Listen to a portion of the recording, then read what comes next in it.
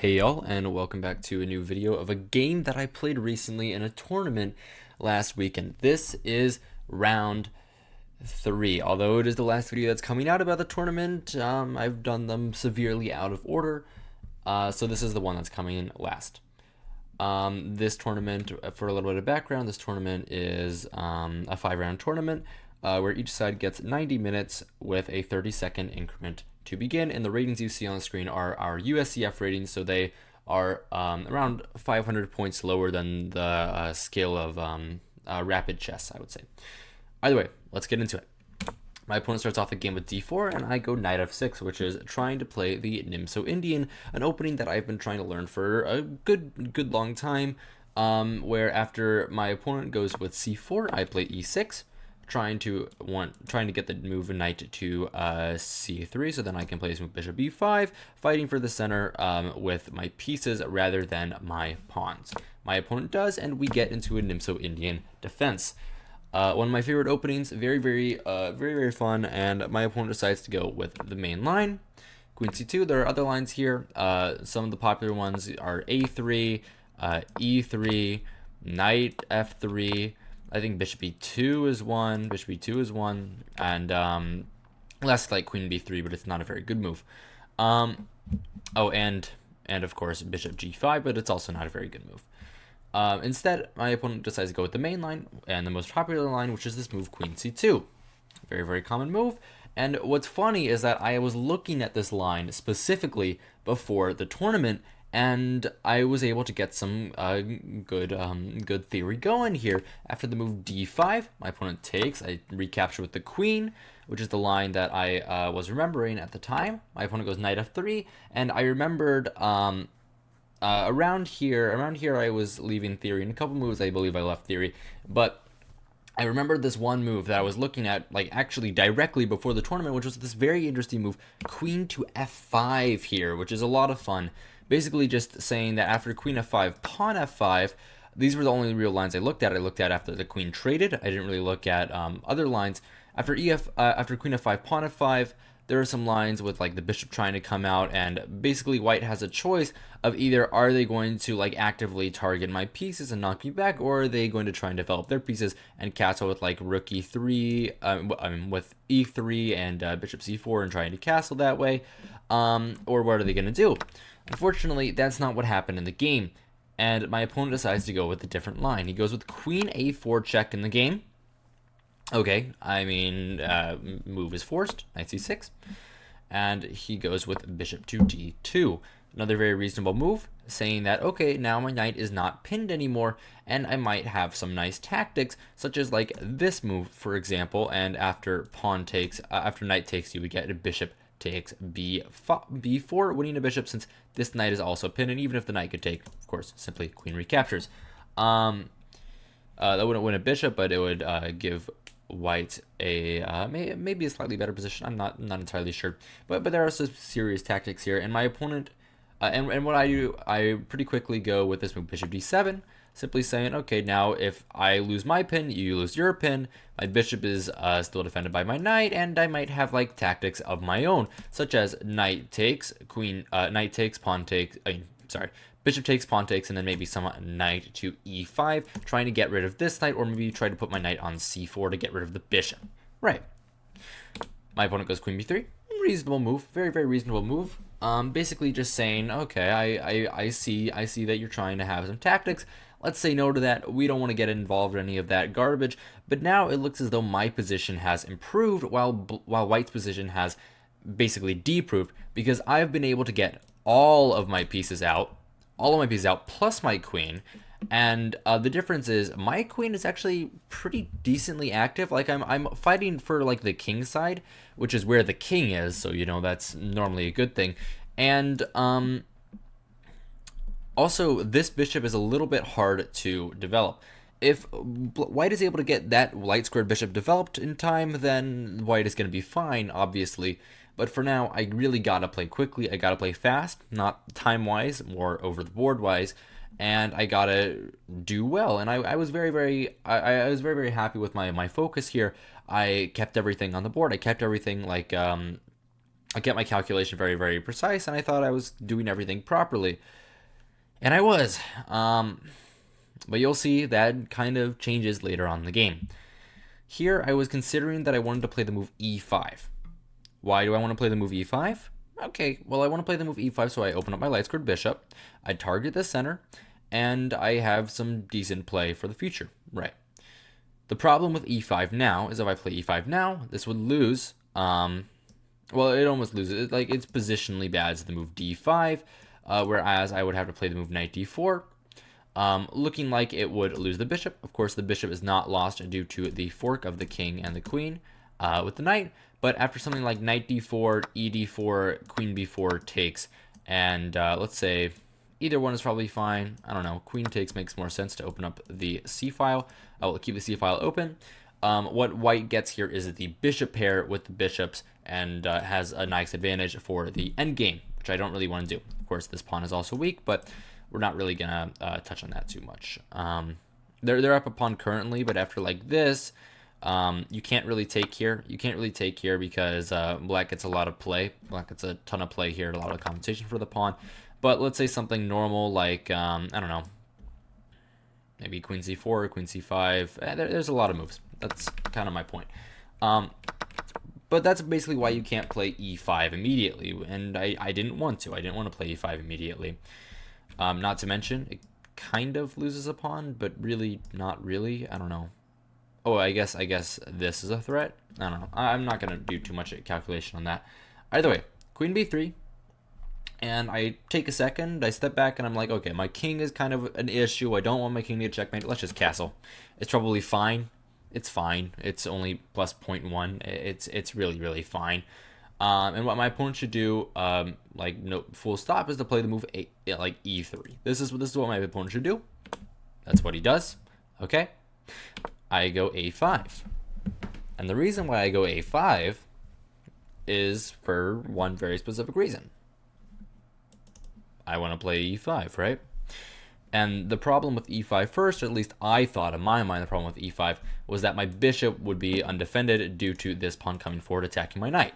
That was the problem with e5, I thought. So why don't we just defend the bishop? Why don't we just defend the bishop? And now e5 is on the table. And actually, I'm able to get that plan off immediately. My opponent goes a4, which is a huge mistake. I actually don't know why he played this move.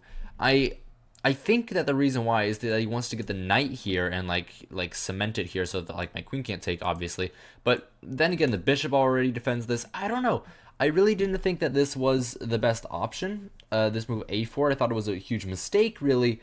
But I couldn't find a way to properly like exploit it. What I should do is just go with my plan. Just go e5. He can't do anything. Just go e5. But I scared myself here.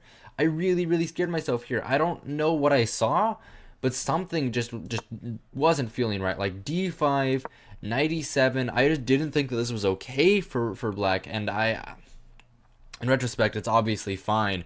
This was my whole plan all along, and I'm doing really, really well. It's almost plus -2, but I missed that. And I'm like, I need to prepare e5 more. I can't have d5 be a move, because that's kind of what white wants too, and I was really, really freaking out. So I played the move rook f to d8.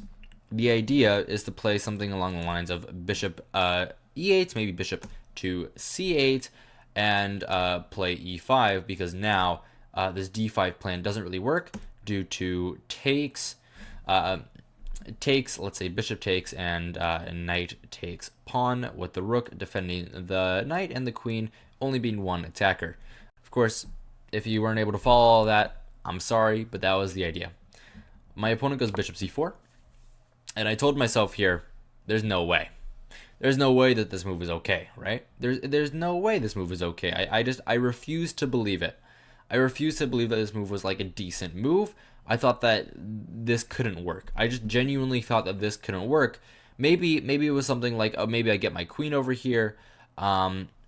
But I couldn't believe that bishop to c4 worked. And my gut reaction, the first move that I really thought of was this move bishop e8, right? Because it comes with my plan. I want to come back and then go forward with e5.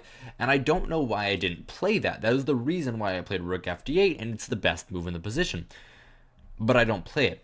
I again miss out on my chances.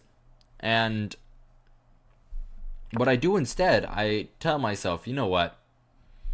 What do engines do? They like to start attacks with their they like to start attacks on their opponent's king. What's something that they do pretty regularly? They play h5. Is moving my h pawn up really that harmful to the position? No. Does it kind of scare white? Kind of. I think so. I think that I'm doing okay after h5. And that's what I played. I was also, by the way, another plan I was very much considering was this move knight to e5. Of course, I didn't really think it worked at the moment due to like takes, maybe like trades off my bishop. I don't know. Maybe he doesn't trade off my bishop. Yeah, that's what I saw. Like knight e5, obviously, the idea is after like bishop e3, you want to take this, and then after bishop takes queen, you take the queen with tempo and grab this bishop afterwards.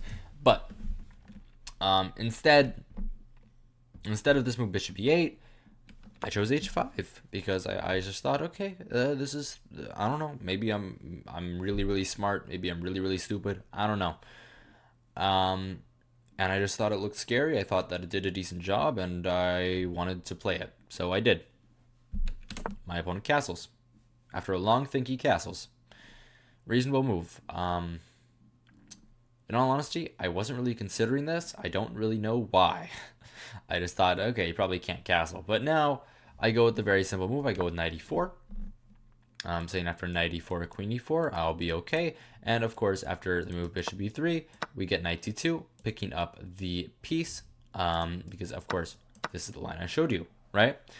I don't know, maybe he has to go with something like check here and, I don't know, moving the rook. But either way, that was my line. My opponent decides to take. I take. Taking this bishop would be bad, I thought, since it allows my knight to get in, and I thought that I had very decent play here. But actually, the engine keeps saying that white is very, very slightly better here. Well, not slightly better, like decently better here. Due to the fact that white just has this nice queen and bishop attacking on this diagonal, due to the fact that my queen side is kind of weak, and due to the fact that actually if white goes for a move like knight here, like even knight g5, just actually targeting everything, I know I said actually like 5 times there, but bear with me.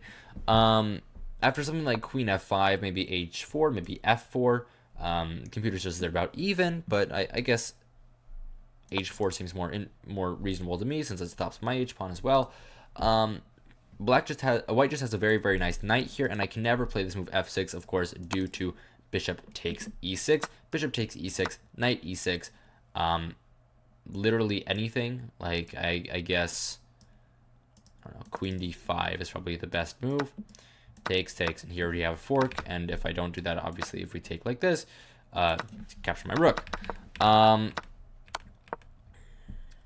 So that's kind of an issue. That's kind of an issue, as you can see, and really should have played that. But my opponent plays better. Bishop d3, and my evaluation is wrong. I go queen d5, of course, saying, okay, if we queen trade, you can never mate me. There's no more attack. We're probably just going for a draw. Because like material is equal, not much is really going on. So that was my basic idea. Queen d1 is a very, very nice move, and I play the move bishop takes d2, saying, okay, I want you to go backwards. If you take like this, then I thought that I would play the move e5, maybe not here, I don't remember. No, it wasn't e5 here. I thought that I would drop back a square, and then my idea is e5 next, because of course I want to like blow open the center. And if knight took, which is also a pretty reasonable move, and the move that he played, my idea at first was to play the move e5. It was to play move e5, but this blenders this. E5 would blender the h5 pawn that I pushed so willy-nilly out of the opening. So I had to play the move g6. Okay, reasonable. My idea is still e5, and you can't play e5 yourself. I mean e4 yourself. My opponent goes knight e4 though. Threatening a fork on f6, and I'm worse. I go king g7, the only reasonable move, and my opponent plays knight c3, and I'm like, okay, you know what, guy? If you want to draw, you can have a draw. There's no way for me, like, my queen to really escape. Like, if I go for like this, I just thought that like my queen is like super passive on e7. I didn't like this. It's actually the best way of playing. but instead I go queen g5, also reasonable, saying that after the move knight to e4, I'm just going to come back to d5. Not the right plan. After knight e4, what I should do is go to e7, which is the square that my queen actually wants to be on, since it kind of just defends all the dark squares, which, of course, since I have light squared bishop, dark squares are the thing I want to defend, and then my knight can jump in here pretty easily in the future. Like after something like knight c5, I don't know, maybe, I mean, this is my first idea, b6, knight d7 takes, not rook takes, my bad, not rook takes, queen takes, like bishop b5, queen d6, and like, I don't know, positions equal. He might have some pressure on my c7 pawn, but at the end of the day, I'm feeling okay, and at this point, I was starting to get tired. Here after queen g5, and now my opponent brought the queen in. No draw. Going saying, okay, I'm putting pressure on your queen side. What are you going to do about it? I might have a minority attack in the future. Minority attack might sound wrong, but it is a say in chess. It's where there's like two pawns attacking like three pawns, or like three pawns attacking four pawns. The lesser amount of pawns is attacking the greater amount of pawns, basically. But I can understand where that would sound wrong, but but you know, what are we supposed to do? It's chess. It's a board game. I go knight b4. I thought it was a very reasonable move, pretty much forcing bishop e4. I thought I didn't really think that there were much other moves. Like if bishop to c6, I thought this was bishop b5. I thought this was a pretty reasonable, a pretty easy way to make a draw, something like this. And I'm like, okay, that is pretty equal. Maybe even black is better here since black has the active knight. But at this point, as you can tell from my voice, I was starting to get tired during the game, and I'm starting to get tired right now analyzing the game. So I didn't really calculate that much. Bishop e4. I should have gone c6 in no time, but I'll tell you why I didn't. My focus was starting to slip at this point, and I told myself, you know what? Why do I have 6 out of 7 pawns on light squares if I have a light squared bishop? What's wrong with me? Why is that my position? Okay, yeah, good point. So I play bishop c6, the wrong move. After bishop c6, knight c6, now what happens is that my knight has been evicted from its nice little post there, and actually my position is starting to get like a pretty bad. My position doesn't really look very fun. My opponent has the c file. This pawn is never an issue anymore for white, and I'm not liking it. I'm really just not liking it. My opponent goes knight e4. I should have gone queen e7 again for the umpteenth time. Queen e7 is the best move. That's where the queen wants to be. I didn't go there, of course. Instead, I went queen f5, which is what I had calculated. Basically, just saying, okay, after a queen trade, I'm going to take with the e pawn. This all happened in the game. And what I'm gonna say is that, you know what, I got some decent stuff going on. Maybe my rook can like get in. I don't know. Maybe my rook can get in even with the rook here, like something like that. I thought this was very reasonable. And after the move knight c5, I quickly calculated b6, knight d3, and I evaluated this position as, okay, it's a draw. I thought it was equal. I'm right. It was equal. But the next couple of moves really destroyed the game. I calculated knight b4, knight takes b4, pawn takes b4. I thought this was wrong. I thought, okay, probably it's equal. Do I want to play this position? No, I don't want to play this position. You know why? It's because I simply have double pawns, and they're kind of weak in the future. Something like b3, and then his rook gets on the c-file. Why am I playing that? Why am I doing this to myself? This is stupid. If I play c5, there's always lines where he's able to get this outside passer, and then I have issues. So I didn't want to do that. That's one of the lines I can play. Another one of the lines I can play, there's a million lines that work. I can go knight e7 immediately, trying to play maybe c6, trying to come up with my rook, trying to come up with my knight. Up here, maybe I go for f5. I have ideas. Knight e7, in my opinion, is the best move. Other moves that I can play: rook a c8. I don't even know why. Let's turn the lines up. Let's see how many lines we can get. Let's turn the lines up to 5.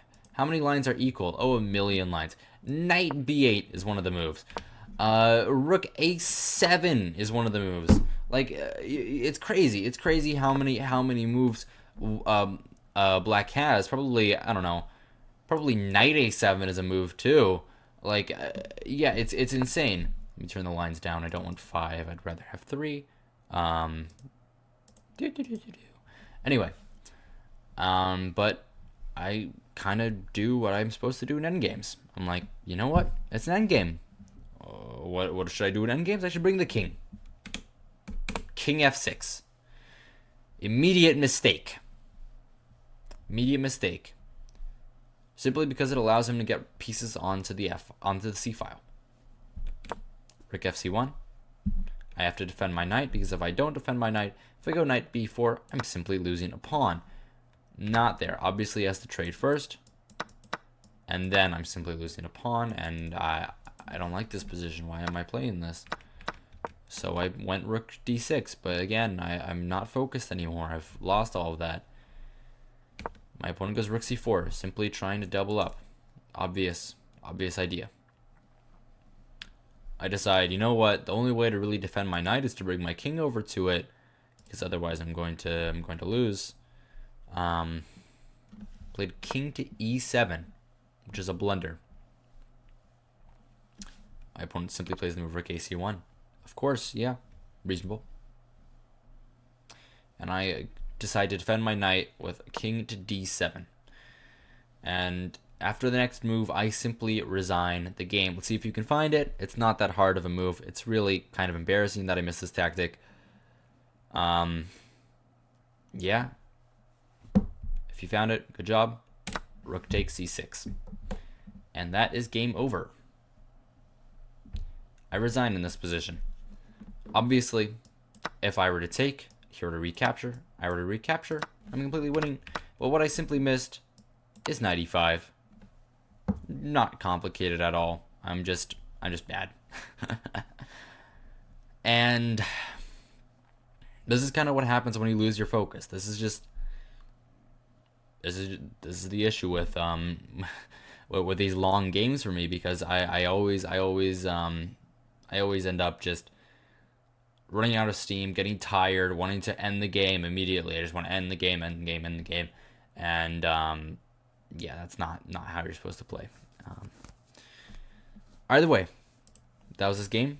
That's all I have for you today. I hope you guys enjoyed. Hope you guys found this entertaining.